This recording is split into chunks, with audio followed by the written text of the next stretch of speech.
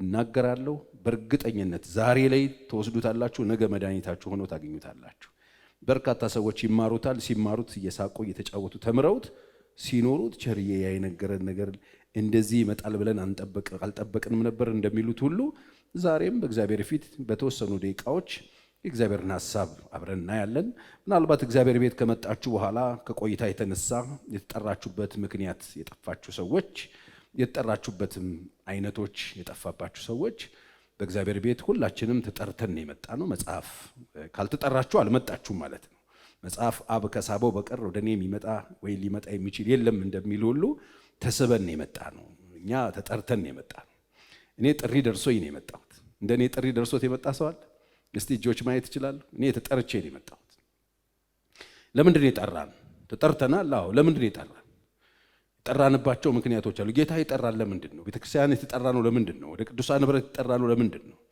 ስለዚህ እሱም በትክክል ማወቅ አለብን። አሁን አንዳንዶቻችን ከተጠራን በኋላ አሁንም ሊያንገላታን እንደ እስራኤል ሰዎች ከግብፅ ምድር ሲወጡ እግዚአብሔር ለምን እንዳወጣቸው አያውቁም። እንዲወጡ እኮ ተነግሯቸዋል። የወጡበትን ምክንያት መጀመሪያ ተነግሯቸው ወጥተው ረስተውት መንገድ ላይ ልገለን ነው ያወጣህን ይሉት፣ ልታዋርደን ነው ያወጣህን፣ እኛ እንደውም እዛ ዱባችንን እየበላን እዛ በጤያችንን እየበላን ብንኖር ነበር የሚሻለን ብለው እግዚአብሔር ላይ ብሌም ያደርጉት ነበር። እግዚአብሔር ኮምፕሌን ያደርጋሉ መንገድ ላይ ማለት።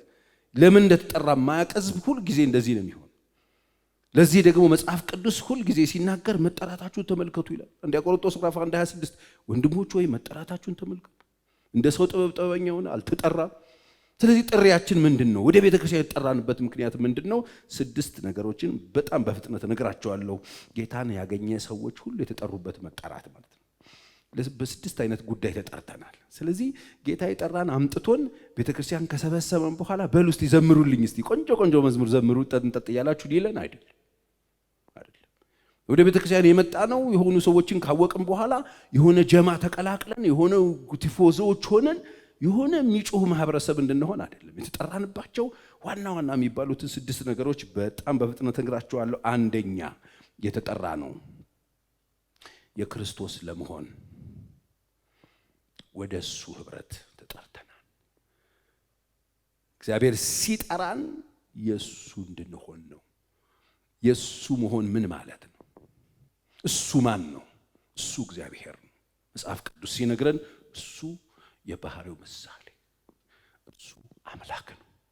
የእርሱ እንድንሆን ሮሜ 1:6 በእነርሱ መካከል የኢየሱስ ክርስቶስ ልትሆኑ የተጠራችሁ እናንተ ደግሞ ናችሁ ይላል። የማን ልትሆኑ?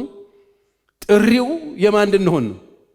እሺ ስንቶቻችንን የኢየሱስ መሆናችን የተጠራም በኋላ ጌታ ኢየሱስ ክርስቶስን ተቀበሉ ተብለን ወይም ተቀብላችሁ ከመጣችሁ በኋላ እኔ እንኳን እግዚአብሔር ይመስገን ሰዎች ወንጌል ነግረውኝ ኢየሱስ ክርስቶስ ይወዳል እጅን አንሳ ከፍ አድርገው ወፌ ቆመች ተብዬ አልመጣሁም። እኔ እግዚአብሔር ልጅ ኢየሱስ ራሱ በክብር ተገናኝቶኝ የራሱ መጥሪያ አጠራር ባለሁበት ሰፈር መጥቶ ጠርቶኝ መጥቻለሁ።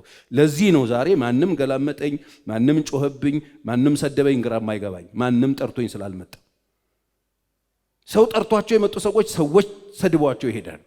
ሰዎች ጠርተዋቸው የመጡ ሰዎች ገላምጧቸው ይጠፋሉ። ሰዎች ጠርተዋቸው የመጡ ሰዎች አምተው ያጠፏቸዋል። እግዚአብሔር የጠራቸውን ግን ማንም ሊያጠፋቸው አይችልም። የሰማኝ አሜን ይበል።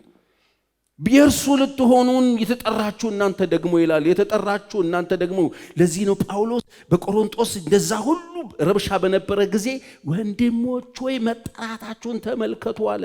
ወንድሞቼ ሆይ የተጠራችሁት የእርሱ ልትሆኑ ነው። የእርሱ ማን ነው? እርሱ ዓለምን የፈጠረ እርሱ ማን ነው? አንድ ቀን ዓለም የሚጠቀለልበት። ወገኖቼ ይሄ እውነት ከገባችሁ ቤተክርስቲያን መጣችሁ ኪሳችሁ ጎደለ ሞላ ማትጫወቱ ነው የምትሆኑት። መፈወስ አለመፈወስ ለእናንተ ኖርማል ነው የሚሆነው። ይሁን ነገር መሆን አለመሆን ቁማር ታቆማላችሁ። የእርሱ መሆን በራሱ ክብር ነው። የእርሱ ልትሆኑ ነው የተጠራችሁት። ባለቤታችሁ እርሱ ይሆናል። ገዢያችሁ እርሱ ይሆናል። የእናንተ ገዢ የእናንተ ላይ ባለስልጣን እርሱ ይሆናል። ባለቤትነቱ ኃላፊነቱ የተወሰነ የእሱ ትሆናላችሁ። የእርሱ ልትሆኑ የተጠራችሁ። ይህንን እኮ ዝም ብሎ ማንም ሰው የእርሱ መሆን አይችልም ይላል ጳውሎስ ሲነግራቸው። ማንም ባለጠጋ ስለሆነ አልተጠራም፣ ጠቢብ ስለሆነ አልተጠራም። የዓለምን ሞኝ ነገር፣ የተናቀውን ነገር፣ የማይሆነውን ነገር መረጠ። ስለዚህ ጥሪ ምንድን ነው? ለምንድን የተጠራችሁት? የእርሱ ልትሆኑ ተጠርታችኋል። የእሱ መሆናችሁ ዋጋ አለው ወይ? እናንተ ጋር የእርሱ መሆናችሁ ዋጋ ከሌለው የማ ስትሆኑ ዋጋ የሚኖረው? ስለዚህ ሁሉም ክርስቲያን ዛሬ ይህን መፈተሽ አለበት። አንደኛ የተጠራ ነው የእርሱ እንድንሆን። የእርሱ መጀመሪያ የእርሱ ነው መሆኑ። አዎ ወደ እግዚአብሔር ስመጣ የክርስቶስ ነው መሆኑ። ባለቤትነቱ ኃላፊነቱ የእሱ ሆናለሁ። ከዛ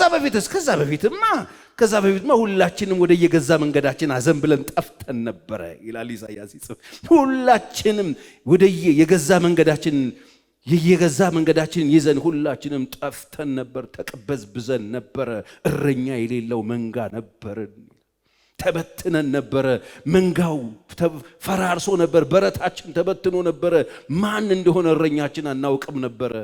ሁላችን እንደ ጉሊት በግ በየመንገዱ ንቅበዘበዝ ነበረ። ያገኘነውን እየበላን፣ ያገኘን እየጎዳን፣ ያገኘን በእኛ ላይ ባለስልጣን ሆኖ ይኖር ነበረ። ባለቤትነታችን ጠፍቶ ነበረ። ሁላችንም ጠፍተን ነበር ይላል። ሁላችንም ተቅበዝብዘን፣ ሁላችንም በገዛ መንገዳችን ጠፍተን ነበር። ነገር ግን እግዚአብሔር እኛን ከመውደዱ የተነሳ ከወደደን ከትልቅ ፍቅሩ የተነሳ የተቀበዘበዝነውን የጠፋነውን ሰዎች ሁሉ ኃጢአት ወስዶ በደል ወስዶ የሁላችንን ሸክም ወስዶ የሁላችንን በደል ተሸክሞ ሁላችንን ለመሰብሰብ የሁላችንንም ዋጋ የምናወጣውን ዋጋ የአንድ ልጁን ደም በላዩ ላይ አድርጎ ክርስቶስን የሁላችንን በደል አሸክሞት ኢየሱስን ከፈለብን።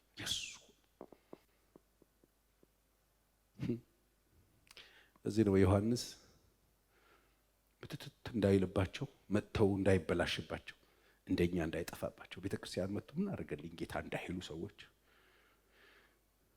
ሰዎች ዮሐንስ በመልእክቱ ምዕራፍ 3 ላይ የእግዚአብሔር ልጆች ተብላችሁ እንድትጠሩ አብ እንዴት ያለ ፍቅር እንደሰጣችሁ እዩ ይላል። እንዲሁም ነን አሁን የእግዚአብሔር ልጆች ነን ይላል። ወገኖቼ ጥሪያችን ለልጅነት ነው፣ የእርሱ እንድንሆን ነው። ተጠርተናል። የእርሱ ነን አሁን በምን በደሙ። ክብር ለእግዚአብሔር ይሁን። ጥሪያችን የእርሱ። ሁለተኛስ ወደ ቅዱሳን ህብረት የተጠራ ቅዱሳን ህብረት እንደዚህ የተከፈለባቸው ቅዱሳን ማለት እንደዚህ ተከፍሎባቸው መተው የተሰበሰቡ የሁሉም ዋጋ ኢየሱስ የሆነበት የቅዱሳን ህብረት ማለት ይሄ ነው። ትልልቅ አባት ኮት የለበሱ ሰዎች ያሉበት ማለት አይደለም። በሁሉም ላይ ደም ተከፍሎባቸው የተገዙ የሁሉም ዋጋ እኩል የሁሉም ዋጋ በጣም ኤክስፔንሲቭ የሆነ የሁሉም ዋጋ የኢየሱስ ደም የሆነበት የሁሉም ዋጋ የኑሮ ሁኔታ አይደለም፣ ደሞዝ አይደለም፣ ጨርቅ አይደለም። የሁሉም ዋጋ ዘር አይደለም፣ ብሔር አይደለም። የሁሉም ዋጋ የኢየሱስ ደም ወደ ሆነበት ወደ ቅዱሳን ህብረት። ለዚህ ነው ዮሐንስ ሲጽፍ ህይወት ተገለጣሉ እኛ አይተነዋል አለ። ማንን? ህይወትን። አብረነው ነበርን፣ አብረነው በልተናል፣ አብረነው ጠጥተናል፣ ህይወትን ነክተነዋል፣ ዳሰነዋል። ህይወት ተገልጧል፣ እኛ አይተነዋል፣ ደግሞ እንመሰክራለን አለ። ስለዚህ ኑ አለ ሲጣራ ዮሐንስ ህዝቡን ሲጠራ። ወዴት ነው የምንመጣው? ህብረታችን ከማን ጋር ነው ካላችሁ፣ የኛ ህብረት ከአባት ጋር ነው፣ ከልጁም ከኢየሱስ ክርስቶስ ጋር ነው። ኑ ከኛ ጋር ህብረት አድርጉ። እኛ ህብረት ነው፣ ለህብረት ነው የምንጠራችሁ። ዮሐንስ ሲጠራ የሞተበትን ጉዳይ የተከፈለበትን ዋጋ ይነግራቸዋል።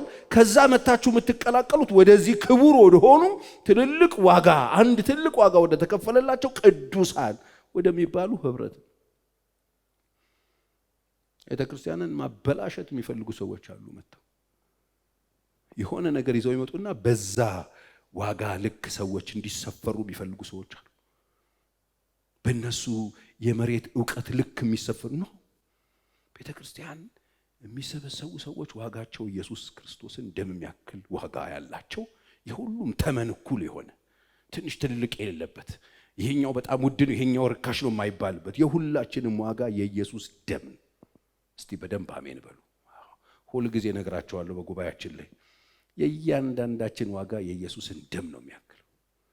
የክርስቲያኖች ዋጋ የኢየሱስን ደም ነው የሚያክል። ስለዚህ የተጠራ ነው ወደ ቅዱሳን ህብረት ነው። አንደኛ ቆሮንቶስ ምዕራፍ 1 ቁጥር 9 እና ዕብራውያን 12:14 አንብቡት። እንደዚህ ይላል፣ የልጁ ወደ ጌታችን ወደ ኢየሱስ ክርስቶስ ህብረት የጠራችሁ እግዚአብሔር ነው። ህብረት ነው የተጠራችሁት፣ ለህብረት ነው። እነ ዮሐንስም ኑ ከኛ ጋር ህብረት አድርጉ ብለው ነው ቅዱሳንን ሲጠሩ የነበሩት። እናንተ ህብረታችሁ እነማን ናችሁ ሲባል እኛ የተመረጠ ዘር ያለን አባቶቻችን ከዚህ ዘር ከዚህ ብሔር የተወለዱ አይሉም። የኛ ህብረት የኛ ማንነት ከአባት ጋር ነው። ጉዳያችን ከአባት ጋር ከልጁም ከኢየሱስ ጋር ነው ይላል። ስለዚህ ሁለተኛ የተጠራችሁት ለህብረት ነው። ለየትኛው ህብረት? ክርስቶስን ዋጋ ከፍሎ የገዛቸው ህብረታቸው ከእግዚአብሔር ጋር ከሆኑ ሰዎች ጋር ሄደን ጥልቅ ብለን አብረን ልናመልክ። የት ነው የሚኖሩት? የትም ሊኖሩ ይችላሉ። ህብረታቸው ከአባት ጋር ከልጁም ከኢየሱስ ጋር ከሆኑ ሰዎች ጋር አብረን ነው የምናመልከው። ክብር ለኢየሱስ ይሁን። እንደሱ ነው ህብረት። የጠራችሁ እግዚአብሔር ነው። እስቲ የጠራኝ እግዚአብሔር ነው በሉኝ። ጮክ በሉና የጠራኝ እግዚአብሔር ነው በሉኝ። ወገኖቼ ይሄ እውነት ገብቷችኋል? የጠራን ማን ነው? እግዚአብሔር። ሰፈሩ የት ነው? እግዚአብሔር። ቀበሌው የት ነው? የት ነው ዙፋኑ? የት ነው ቢሮ? ማን ነው ጠራን እያልን ያለን? የጠራኝ እግዚአብሔር ነው እያልክ ነው? ማን ነው እግዚአብሔር?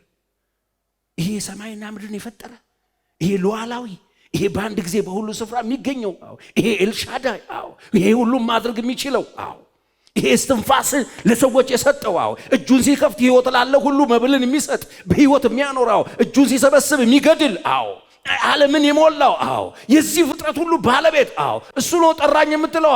እንዴት ታዲያ ልብህ አልሞቀም? እንዴት አልተደሰትክም? እንዴት መጠራት አልገረምህም? የጠራን እርሱ ነው። ኑ ብሎ ለምን ኑ ህብረት አድርጉ ከልጄ ጋር፣ ኑ ህብረት አድርጉ ከቅዱሳን ጋር፣ ኑ ህብረት አድርጉ ዋጋቸውን ካወቁ ጋር። የዕብራውያን መልእክትም እንደዚህ ነው የሚለው 12:14 ከሰው ሁሉ ጋር ሰላምን ተከታተሉ ትቀደሱም ዘንድ ፈልጉ፣ ያለ እርሱ ጌታ ሊያይ የሚችል የለምና። ከምን ሁሉ ጋር? ከሰው ሁሉ ጋር። አያችሁ ህብረታችን ከምን ጋር ነው? ከሰው ሁሉ ጋር። የኛ ህብረት ከሰው ሁሉ ጋር፣ ዋጋቸውን ካወቁ ሰዎች ሁሉ ጋር። ክብር ለኢየሱስ ይሁን። ትቀደሱ ዘንድ ፈልጉ። የተጠራ ነው ለህብረት ነው፣ ለቅድስና ነው። የጠራን ማን ነው? እርሱ እግዚአብሔር ነው። ምን ሊያደርገን? ህብረት እንድናደርግ። ወገኖች እግዚአብሔር ቤት ኑ የተባላችሁት ለእናንተ አስማት ሊሰራ አይደለም። አስማት ሊሰራል መጽሐፍ ቅዱስ ይሄ ክፉና አመንዝራ ትውልድ ምልክትን ይሻላል። ክፉና አመንዝራ ነው ምልክት የሚፈልገው። እግዚአብሔር ቤት መጥቶ ምልክት አሳየኝ፣ እስቲ አሳየኝ፣ እስቲ እንትን አብርልኝ፣ እስቲ እንትን ስሜን ጥራው፣ እስቲ እንትን አውጣ የሚለው እሱ ክፉና አመንዝራ ይባላል። ባይዘው የመንፈሳዊነት እንዳይመስላችሁ። እወራረዳለሁ አሳየኝ እስቲ ምናምን ይሄ ክፉና አመንዝራ። እኔ አይደለሁም ያልኩት፣ ይሄው የእግዚአብሔር ቃል ነው። ተጠርታችኋል። መጠራታችሁ በጣም ትልቅ ዋጋ አለው። የተጠራችሁት ለህብረት። ስለዚህ ዛሬ መተን ቤተክርስቲያን ገብተን ቁመን ስናመልክ ዋጋ ልንሰጠው ይገባል። እኔ እኮ የተገረምኩበትን ነው የምነግራችሁ። እኔ ወደ ጌታ ቤት መጥቼ እግዚአብሔር ቤት ስገባ የሚሰማኝ ክብር የሚሰማኝ ደስታ ልነግራችሁ አይደለም። እግዚአብሔር ቤት ውስጥ ገብቼ ከክርስቲያኖች ጎን ቁጭ ብዬ አብሬ ጌታን ማምለክ እንዴት ደስ እንደሚለኝ እንዴት በጣም ፕራውድ አደርግ እንደነበር ልነግራችሁ አልችልም። ዛሬም ድረስ አደርጋለሁ። ትንሽ ሆነ ትልቅ ብዬ ጉባኤኔ አስቤ አላቅም። ከቅዱሳን ጋር ሰው ደስ ነው የሚለኝ። ለምን ሲባል ከቅዱሳን ጋር መሆን ማለት በሁሉም ላይ ያለው ዋጋ በጣም ውድ ቦታ መገኘት ደስ አይልም? እግዚአብሔር ቤት ለመጀመሪያ ጊዜ የመጣችሁ ጊዜ የተሰማችሁ ስሜት ምንድን ነው? ክብር ነው? ውርደትን የተሰማችሁ? እግዚአብሔር ቤት መገኘት ህብረት ማድረግ የሚገርም ነው። የሚገርም ነው። ማምለክ አብሮ የሚገርም ነው። ከቅዱሳን ጋር አብሮ ጌታን በአንድ ድምፅ ከፍ አድርጎ በዝማሬ በጸሎት ቃሉን እየሰሙ ማምለክ እንዴት ደስ እንደሚል። ማገልገል ደግሞ ሌላ ሌቭል ማገልገል ደግሞ ሌላ ነበር። ዛሬ ህብረቱ ወደቀብን። ህብረት ብዙ ቦታ አንሰጠውም። አምልኮም ብዙ አይደለንም። አገልግሎቱንም ጣልጣል ነው ምናረ ክብር የለንም። ሰው ምናገለግል ነው ይመስለን። ጠፍቶብናል። ግን ትልቅ ክብር ያለው ነገር የገባው ሰው እንዴት የታደለ መሰላችሁ። እግዚአብሔር ማስተዋል ይስጠን። ሁለተኛ ለህብረት ከእርሱ ጋር እንድንሆን፣ ሶስተኛ ለነጻነትን የተጠራ ነጻ ናችሁ። ክብር ለኢየሱስ ይሁን። ከሕግ ነፃ ናችሁ፣ ከኃጢአት ባርነት ከሰይጣን ነፃ ናችሁ። ይህን ነፃነት የምታራክሱት ሰዎች ትኖሩ ይሆናል እኮ። ነፃነት እስቲ በሉት፣ ለነፃነት ተጠርቻለሁ በሉኝ እስቲ። ክርስቶስ ነፃ ነው ያወጣ። ከምን?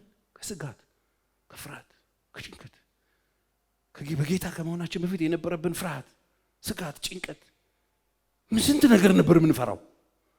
ስንት ነበር አሳሪያችን፣ ስንት ነበር በህይወታችን ላይ የነበረው ጨለማ አይነት። አልገባንም እኮ የነበረብን ባህሪ አድርጎን ይገዛን የነበረ ኢየሱስ አይነት፣ የአጋንንት አይነት ላያችን ላይ የነበረ ምንፈራቸው የተረት አይነቶች፣ በላያችን ላይ እንሰጋባቸው የነበሩ ጨለማዎች ስንት ናቸው። ይሄን ተፈጥሯዊ ጨለማ ስንቶቻችን እንፈራው ነበር?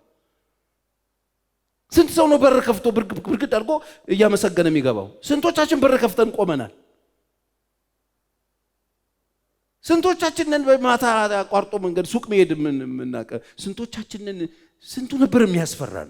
ቁጭ ብለን የቤተሰብ ጣጣ ምንፈራ፣ ጨሌ ምንፈራ፣ ቦረንትቻ ምንፈራ፣ ይሄ ጠቋር ምናምን የሚባሉ መናፍስቶች ምንፈራ። ስንቶቻችንን የቤት የዘር ማንዘር መንፈስ ምንፈራው? ስንቶቻችንን የትናንትና ኃጢአታችንን ምንፈራው? በመንገዳችን ላይ ይከሰት የነበረ ያስጨንቀን የነበረ አስፈራሪዎቻችን ስንቶች ነበሩ? ስንቶቻችንን ድሮ ያደረግነው ኃጢአት የሚያስፈራራ ነበር? ስንት ስግስ ነበርን፣ ለሰው ሁሉ ደስተኛ ምን መስል ግን ስጋት የነበረብን ብዙ ሰዎች ነበርን።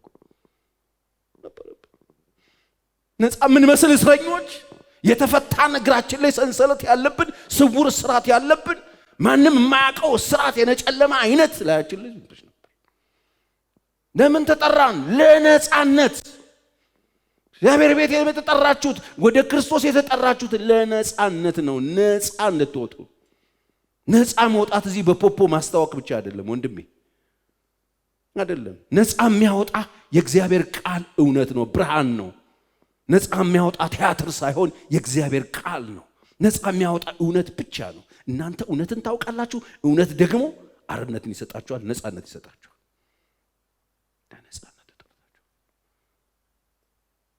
ዛሬም በእግዚአብሔር ቤት ውስጥ ነፃነታችሁን አጣችሁ የታሰራችሁ ሰዎች አላችሁ። ሰዎች ዝተውባችሁ፣ ሟርተኛ ሟርቶባችሁ፣ ጠንቋይ ቋጥሮባችሁ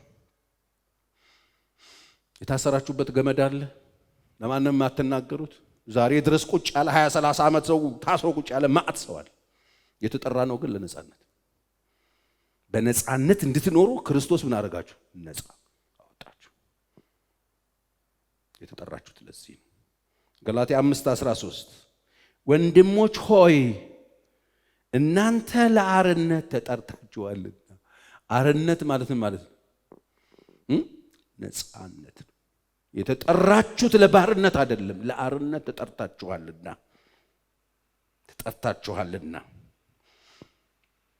ለአርነት ስለተጠራችሁ ብቻ አርነታችሁ ደግሞ ለስጋ ምክንያት አይስጥ፣ ነገር ግን በፍቅር እርስ በርሳችሁ እንደ ባሪያ ሁኑ። አርነት ተጠርታችኋል፣ ነፃ ናችሁ። ማንም ሰው የተገደደ ሰው የለም። ማንም ሰው ተጨንቆ መቀመጥ የለበትም። ማንም ሰው በፍርሃት ይሄንን ካደረኩ ይሄ ሆናለሁ፣ ይሄን ከሰራብኝ ይሄን አደርጋለሁ የሚል ሰው የለም። እኛ የተጠራነው ለአርነት ነው፣ ለነፃነት ነው። በክርስቶስ መሆናችን ነፃ አውጥቶናል። ከባርነት ነፃ አውጥቶናል። ከጨለማ ነፃ ወጥተናል። ከክስ ነፃ ወጥተናል። ከሞት ነፃ ወጥተናል። ለዚህ ነው ለኤፌሶን ሰዎች ጽፍላቸው በኃጢአትና በበደላችሁ እኮ ሙት ነበራችሁ። የነበርነውን ነው እኮ የሚነግረን። የነበራችሁት እኮ የሞታችሁ ነበራችሁ። ያለ ክርስቶስ ተለይታችሁ በሞት ነበር የምትኖሩት እኮ። የሞታችሁ ነበራችሁ። አሁን በማይታዘዙ ልጆች ላይ ለሚሰራው መንፈስ አለቃው ፈቃድ ነበር የምትኖሩት።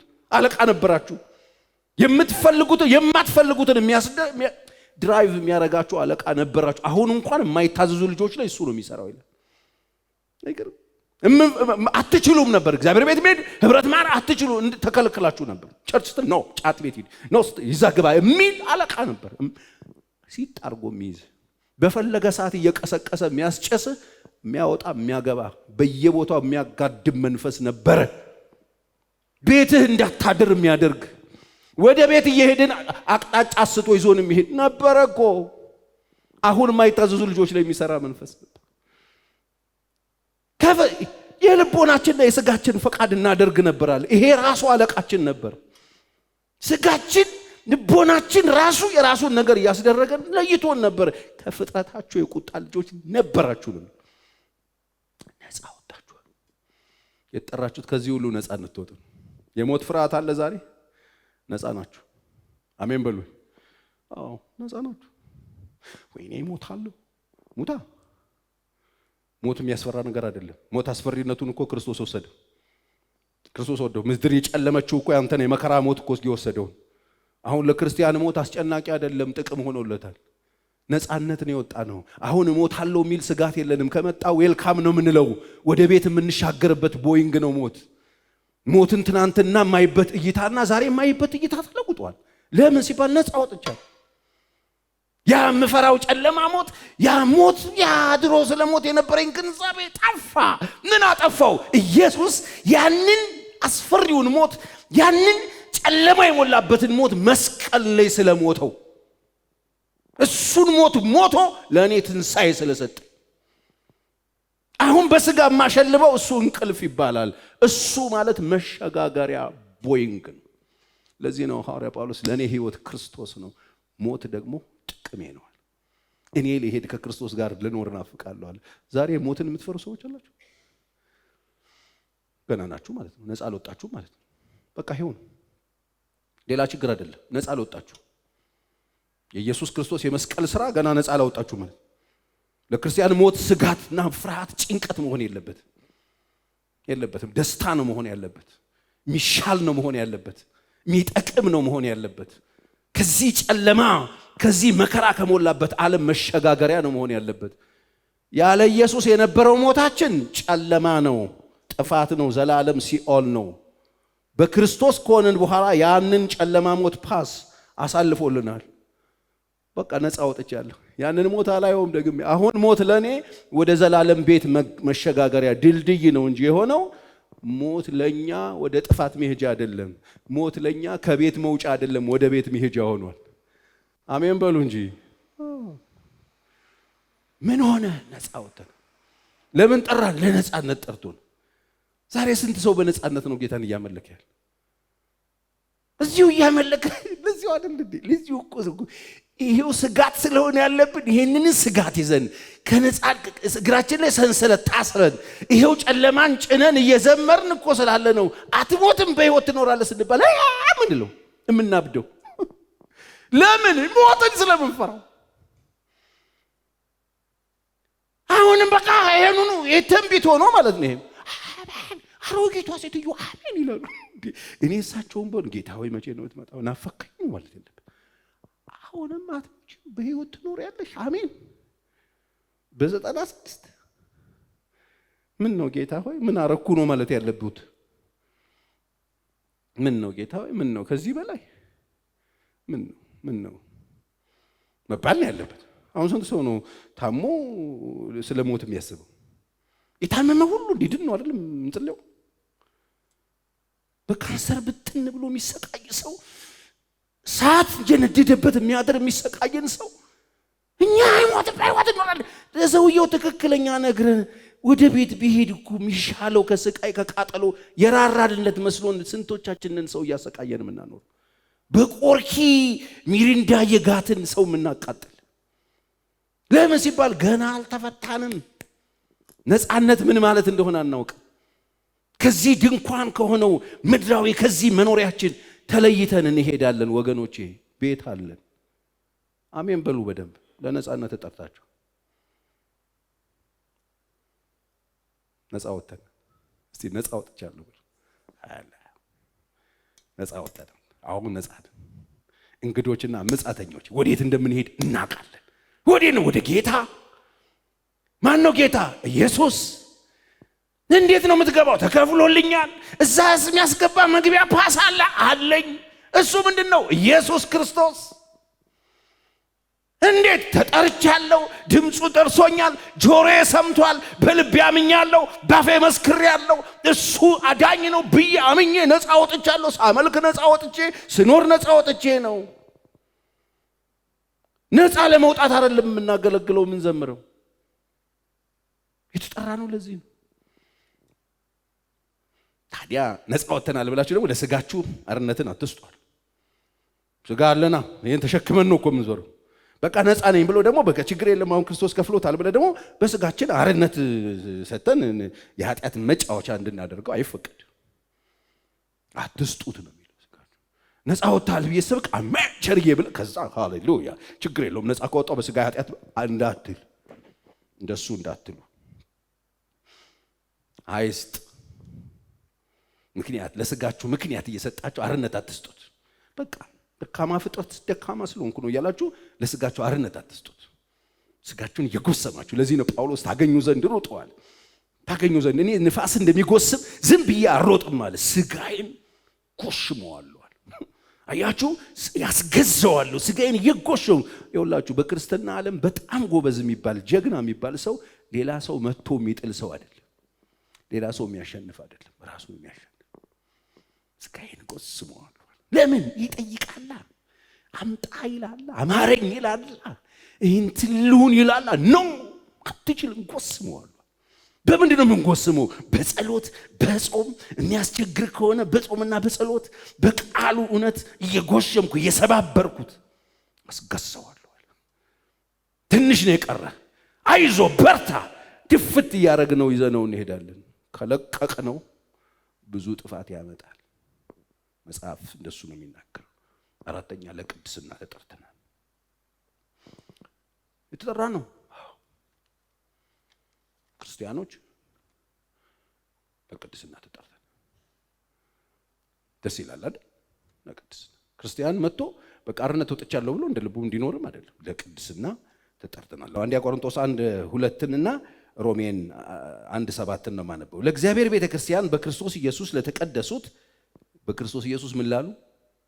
እስቲ እኔ የተቀደስኩት በሉ እስቲ ጮክ በሉና በክርስቶስ ኢየሱስ ነው።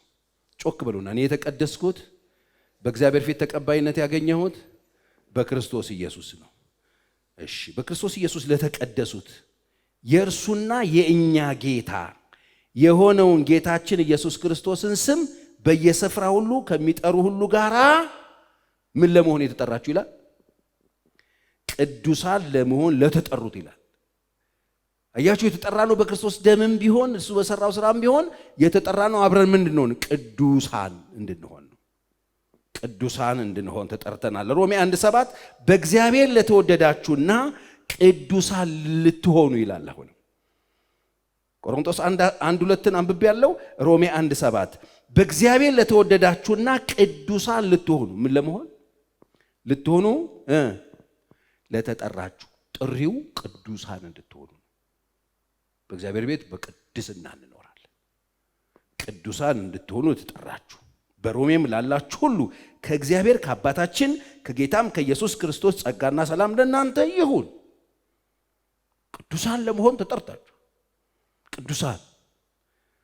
ቅዱሳን ሲባል አቤት ነው ማለት ያለብን። ለምን የተጠራ ነው? ለዛ ነው እግዚአብሔር የጠራን ለቅድስና ስለሆነ ቅዱስ አምላክ ስለሆነ። ጴጥሮስም ሲነግረን እርሱ ቅዱስ ነውና እናንተም ቅዱሳን ሁኑ። አይገርማችሁ? ቅዱሳን ሆነን ነው ወይ ቅዱስ ሆነን ነው ወይ ዳን ነው? አይደለም። ቅዱሶን ነው የጠራን። ከዛስ ቅዱሳን ነው የሚለን ስማችንን። ቅዱሳን ብሎ ሲጠራን እርኩሳን ማለት አቅቶት አይደለም። ሁላችንንም ስም ያውቀዋል። ግን የሰጠን ጸጋ፣ የሰጠን ኃይል፣ የሰጠን ብቃት፣ የሰጠን መንፈስ እሱ በፊቱ ቅዱሳን ሆነ እንድንኖር የሚያስችል ስለሆነ ክብር ለእግዚአብሔር ይሁን። ቅዱሳን ለመሆን እንደተጠራን መጽሐፍ ቅዱስ ይነግረናል። ዕብራውያን 12:10 እነርሱ ግን ከቅድስናው እንዲካፈሉ ለጥቅማችን። ይሄንን የሚናገረው ስለ ቅጣት ተናግሮ ነው። ሮሜ ምዕራፍ 12 ስታጠኑት በጣም ነው የሚገርመው። እግዚአብሔር በክርስቶስ ኢየሱስ ክርስቶስን እያየን እንድንሮጥ ሩጫውን ከነገረን በኋላ አባት የሚወደውን ልጅ ይቀጣዋል፣ የሚቀበለውን ደግሞ ይገርፈዋል ይልና እሱ ሲቀጣል ለጥቅማችን ነው የሚቀጣል። በስጋ አባቶቻችን የሆኑ እኮ ለጥቂት ጊዜ ይቀጡን ነበረ። በቃ እነሱ ይቀጡን ነበር። የሚቀጡን ግን እነሱ ሲቀጡን የሚቀጡበት ምክንያት ታውቃለህ? ስሜ እንዳታጠፋ፣ ስሜ እንዳታስነሳ ምናምን እያለ ነው አባት የሚቀጣ።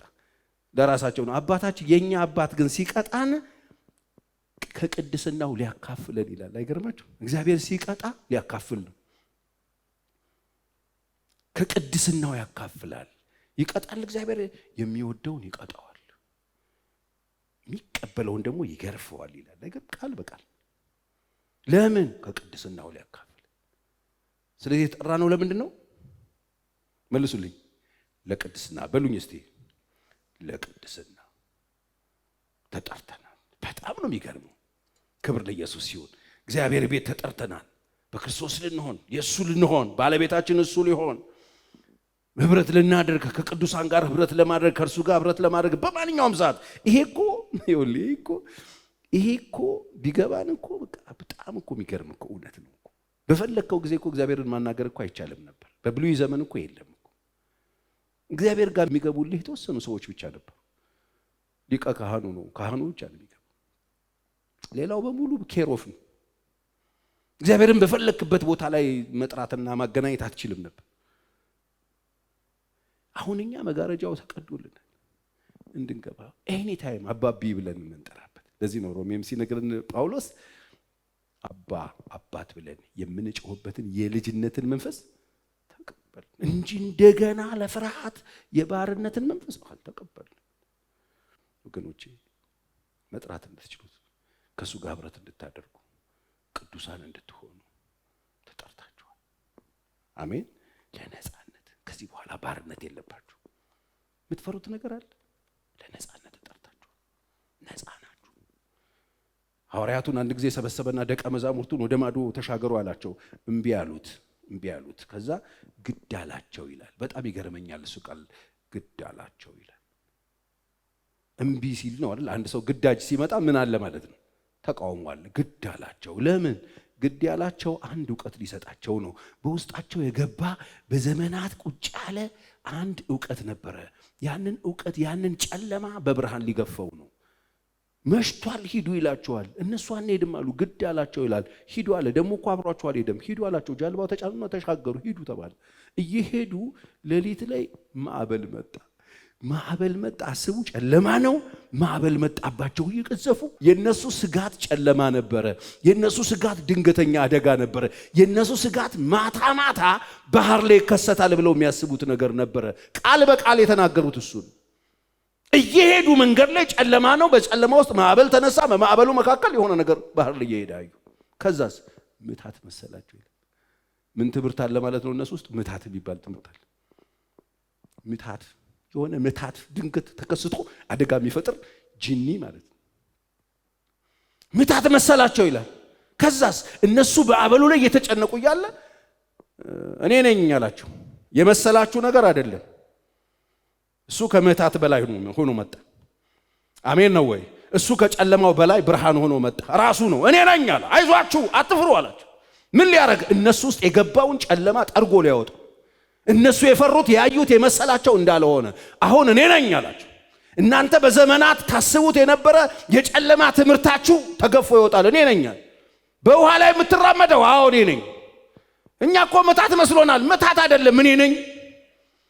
ጴጥሮስ በቃ እዚህ ጋር ጌታ ሆይ ያለው አንተ ኮንክ ጥራኛል ና አለው። ኢየሱስ ያድናል። ይኸውላችሁ ጌታ አንዳንድ ነገር ግድ ሲላችሁ አዲስ ዕውቀት ሊሰጣችሁ፣ አዲስ ብርሃን ሊሰጣችሁ፣ ከዚህ በፊት ብላችሁት አድርጋችሁት የማታውቁትን ሊያስደርግ፣ የማይቻል ነገር ተደርጎ የማያውቅ ነገር፣ አይተውት የማያውቁትን ነገር። በውሃ ላይ ሰው ሲሄድ አይተው አያውቁም። በውሃ ላይ የሆነ ነገር በሌሊት ሲመጣ እነሱ የሚያውቁት ምታታቸውን ገፎ ጣለው፣ ጨለማቸውን ገፎ ጣለው፣ እነሱ የፈሩትን ገፎ ጣለው። ድንገት ከተፍ አለላቸው። ና አለው። ጴጥሮስ ብድቅ ብሎ ሮጠ። ጀመረው እኮ ጴጥሮስ። እሱ ሲጀምረው በእርግጠኝነት 11ዱ ምን እንደሚሉ ታስቡ። አልተጻፈም። የቀልቃያ ሰውዬ አይደል? ሰው ሲያሳጣ ብድቅ ብሎ ጀመረ። ከዛ ጀምሮ አሰበበት። የብዙዎቻችን ችግር ማለት ነው። አንድ ነገር ከማመናችሁ በፊት መጀመሪያ አስቡ። ከዛ ካሰባችሁ በኋላ እመኑ። ካመናችሁ በኋላ አታስቡ። የእምነት ጉዞ ሂሳብ የለውም። እሺ፣ የእግዚአብሔር ፈቃድ አምነን እንድንኖር ነው።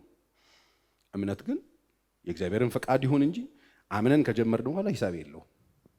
በሂሳብ አይሰራም የእምነት ጉዳይ። ሲያስብበት ገባ ወደ ውስጥ እዚህ ጋር ኢየሱስ እየመጣ ነው። እዚህ ጋር እንደዛ ሰዎች የሚሉትን አስቡ። ድሮ ስቆ ቀዥቃዣ ገባ። የታባቱ ሰመጠ። ድሮ እኛን ሊያሳጣ ሲሉ ኢየሱስ መጣ። በዙሪያው የሚሉትን ሰዎችን ዝም ብላችሁ አስቡ። የታባቱ እሰይ እኛን አሳጣለሁ ብሎ ሰመጠ። የኛ ባለ እምነት ሲሉት ኢየሱስ እጁን ያዘ። ያለው እንደዚህ ነው። እምነት ይሄዳል አሉ። ያመንክ እንጂ ያላመንክ አትሁን። እምነትህን ያለው የጠየቀው አይምሮ የለህም ወይ ያላለው። አይምሮማ ስላለው ነው የገባው። እምነት ይሄዳል አሉ። ጀምረህ እምነት አትጣል ወገኖች። ያምናችሁ የጀመራችሁት መንገድ ካለ እምነታችሁን አጥብቃችሁ ያዙ። እስቲ አሜን በሉ። ተነሳነት ነው ጠራ። የምንፈራው ጨለማ የለም።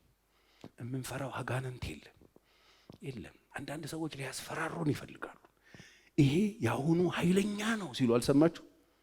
አደገኛ ነው ያሁኑ ወገኖቼ፣ ያሁኑ አደገኛ ነው እንዳፈሩ ይሉናል። ራስህ ነው ወደዛ ፍራ። ራስህ እንዴ ያልፈራ እንደዚህ ነው እኮ የሚያንበቆብቁት ጉባኤው።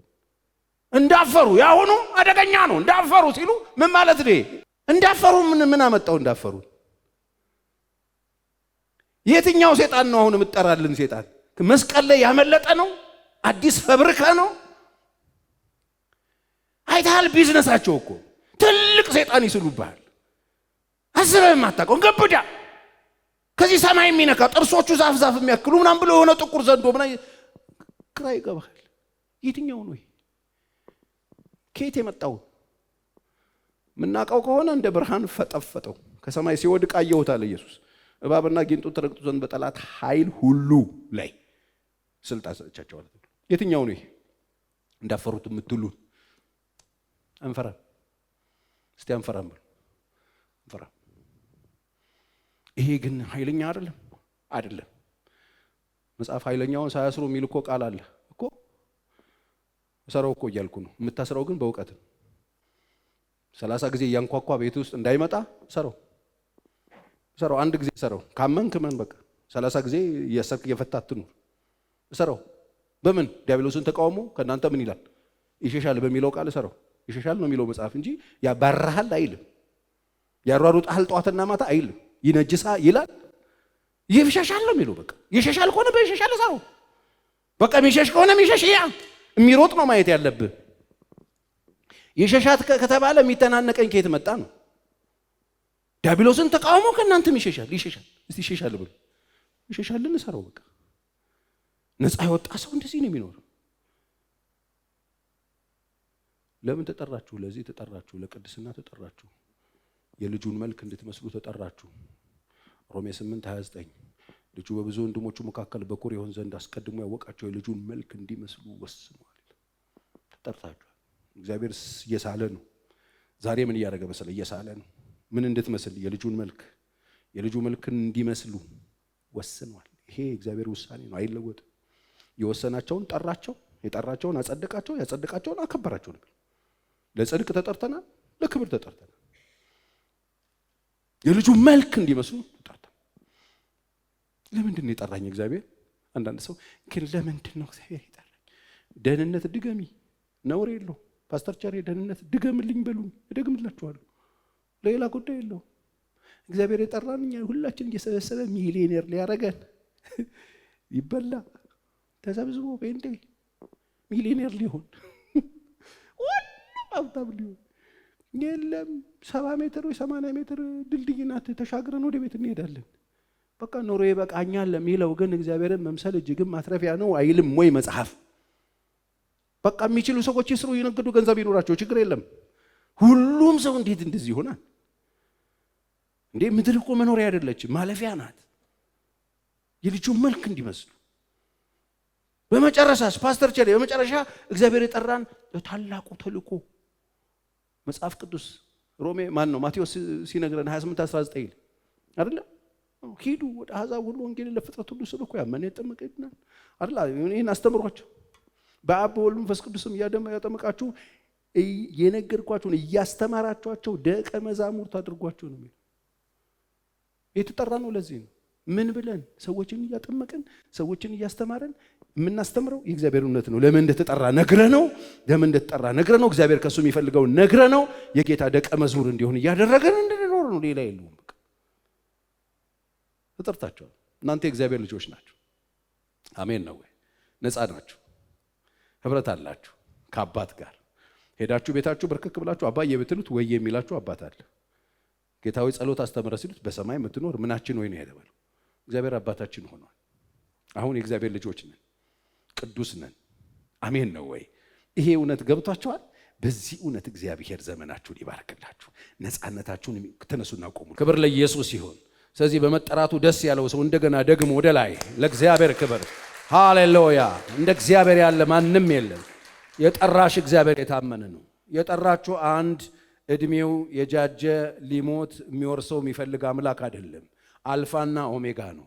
የጠራን ዘላለማዊ ነው። የጠራን ለዘላለም ሕይወት ነው። ክብር ለእግዚአብሔር ይሁን። የጠራን እሱ ነፃ ሊያወጣን ነው። የጠራን ቀንበራችንን ሊሰብር ነው። የጠራን ከእሱ ጋር ህብረት እንድናረግ ነው። የጠራን የልጁን መልክ እንድንመስልለት ነው። የጠራን ለከበረ ሕይወት ነው። ሃሌሉያ!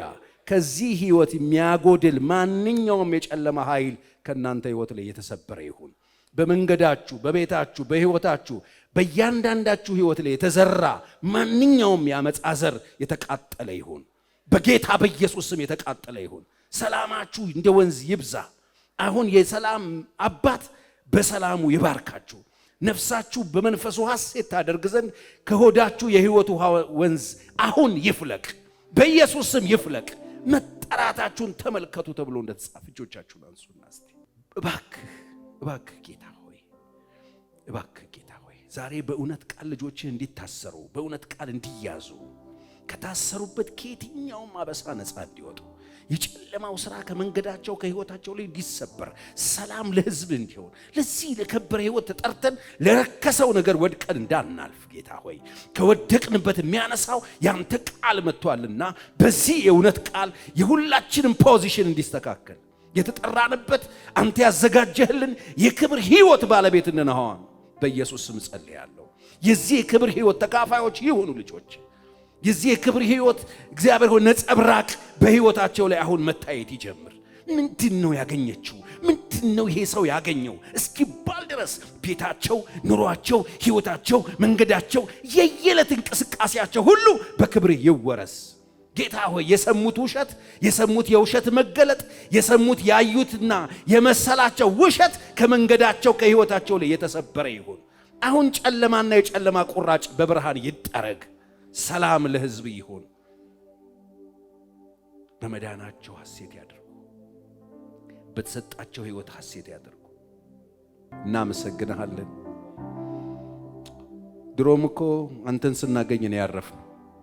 የተቀበዘበዝነው አንተን የጣልን ቀን ነው ጌታ ሆይ ዛሬም እንደገና እንደ ልጅነታችን በአንተ ሐሴት እንድናደርግ፣ በአንተ እንድንደገፍ፣ በአንተ እንድንታመን ጨለማውን አቋርጠን ባህሩን እየረገጥን ኮረብታው ሜዳ ሆኖልን፣ ጠማማው ቀንቶልን፣ ስርጓጉጡ ሜዳ ሆኖ ሸለቆ ሞልቶልን እንዳኖርከን እንደዚያን ጊዜ ዛሬም ባንተ ታምነን እንድንወጣ እርዳ ጌታ ሆይ። ክብር ሁሉ ላንተ ይሁን።